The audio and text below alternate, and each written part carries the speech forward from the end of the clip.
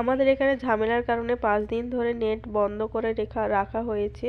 তো ভাবলাম ছোটোখাটো একটা তোমাদের সঙ্গে ব্লগের ভয়েস ওভার দিয়ে রাখি, নেটটা চালু হলেই ভিডিওটা আপলোড করব। আর আমার ভয়েসটা এরকম হওয়ার কারণ হচ্ছে আমার ঠান্ডা লেগেছে। যখন আমার মেহেন্দি পরানো ছিল তখন আমার ঠান্ডা লেগেছিল না, কারণ পরে আমি ভয়েসটা যে যাই হোক। তো আমি এই যে মেহেন্দি কোন রেডি করে ফেলেছি, মানে রেডি করছি। তো তারপরের দিন 15ই নভেম্বর বিকেলবেলায় এই যে চলে এসেছি মেহেন্দি পরাতে।